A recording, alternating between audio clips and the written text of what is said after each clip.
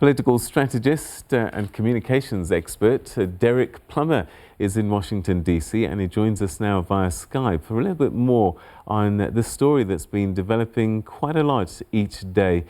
Derrick, thanks very much indeed for joining us. I'm sure that a lot of Americans perhaps shocked, surprised certainly by President Trump's video calling for peace, calling for calm, saying that no true supporter of mine could ever endorse political violence. Well, first, it's good to be with you again, Peter. Thank you for having me. Look, I don't know how much folks are surprised or shocked by anything that Donald Trump does now, right? A week or so ago, he told those seditionists, those traitors, those that attacked our democracy, that he loved them and they should go home, knowing that, he has love in his heart for them and all that other stuff. And now he's talking about he doesn't condone violence, et cetera, when during his rallies, he, encouraged his supporters to attack people in the crowd. So, Donald Trump, I think, is in a position right now where he knows he's in legal jeopardy for a number of reasons. And he's already been impeached by the U.S. House of Representatives for inciting an insurrection against our democracy. And so I think his lawyers have told him, look, try to play it straight. But I think we all know who he is to his core. He's not someone who supports our democracy, believes in our republic, and is only thinking about himself.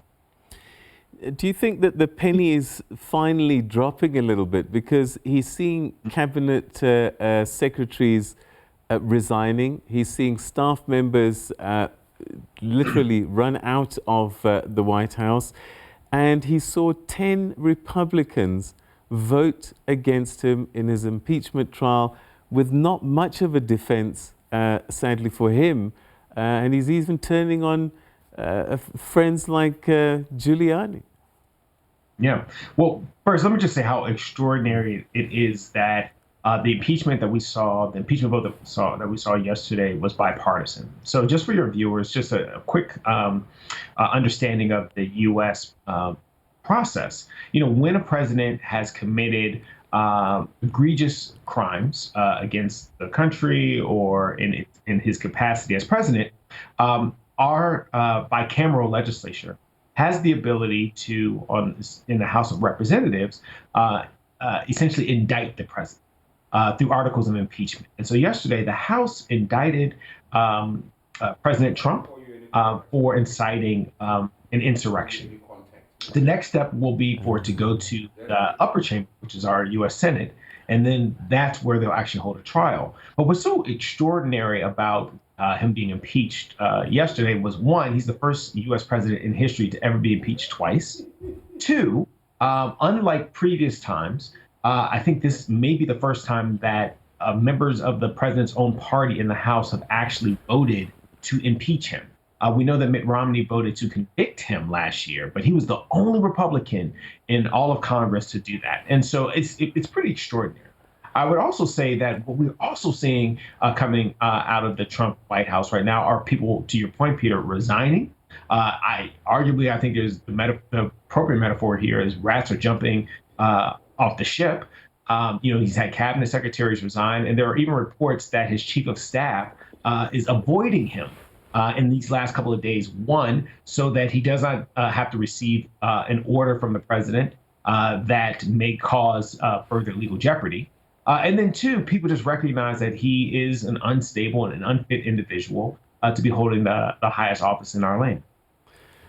All right, let's look to the future a little bit. We'll talk about President-elect Joe Biden just now, but let's start with Donald Trump because that's where we started.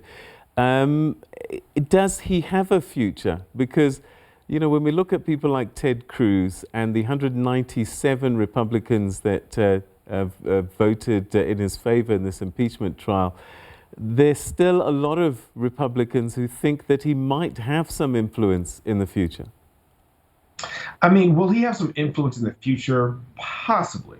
I think there is a split in the Republican Party right now. They are trying to figure out who they are. Are they the party of white nationalists, white supremacists like Donald Trump? who don't care about our democracy. You have to recognize that the rhetoric that you hear from Republicans related to being strict constitutionalists and those who believe in law and order, everything that we have seen from this administration, and in particular what we saw last week, is antithetical to that idea and that thought. And so, what does the future look like for Donald Trump? I think there's a couple things that are going to happen. One, as I mentioned earlier, he's definitely facing some legal jeopardy in the state of New York, and then also possibly related to inciting the insurrection and violence last week once he leaves office. So I think there's a criminal component there that he's absolutely facing. We're also seeing that his businesses are seeing people flee from him. And so here in the U.S., while yes, you had 197 Republicans that voted against impeaching him, and there were Republicans who actually voted to object to the Electoral College vote, you're also seeing big businesses and donors abandon those Republicans and saying that we are not going to support you because you do not believe in our democracy. And so I think for Donald Trump, it's going to be very interesting. I think there's always going to be a subset of folks that are going to follow him. But I think he's going to have some issues with his businesses. I think he's going to have some issues with legal jeopardy. And I think politically, the further and further away he moves from that White House, I think we're going to see his power, if you will, and influence erode.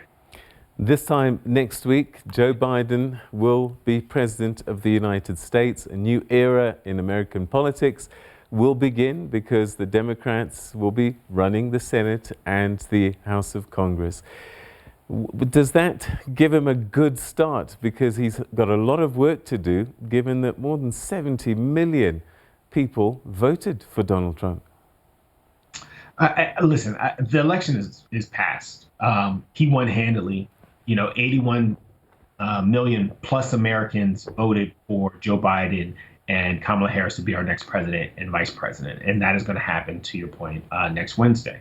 But he does have a lot on his plate. I think first and foremost is the public health crisis that he's inherited from Donald Trump. I think there's also serious economic concerns in terms of what's going to happen with another round of stimulus. How do Americans actually become whole again? How do we make sure that our small businesses are able to function? And so I think those are going to be his priorities. But then you're also dealing with the fact that the Senate is going to be having a trial related to President Trump's impeachment. And, oh, by the way,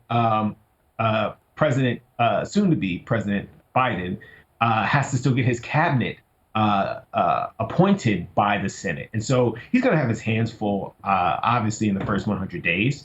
But look, I think what we're going to see from him versus what we've seen over the last arguably the last 5 years out of the Trump administration and his acolytes is actual real leadership.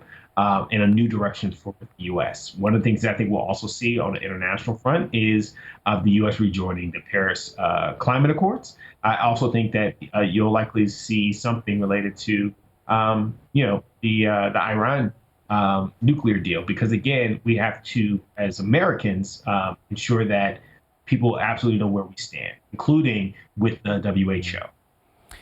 Well, we're seeing the National Guard, police being mobilized, and this chatter that the FBI is warning about disturbances in all 50 state capitals. And I just wonder, do you think that we will see some events play out in the days leading up to the inauguration and perhaps on the day itself? I don't know. Look, I think it's very possible. I think in D.C., just given the overwhelming force that you will have around the inauguration, which is considered a national security event, and there are certain events in the U.S. in which you see the full force of the federal and state and local governments come together to secure an event. So I don't expect to see too much in D.C., but we'll see. I think what we've seen over the last week or so is that Americans, both on the left and the right, of goodwill have said, this is not the country that we are. And so while it is possible that we may see some things happen, I think for the most part, many state and local governments are preparing for the worst, which is unfortunate, especially as we celebrate, a real moment in our democracy.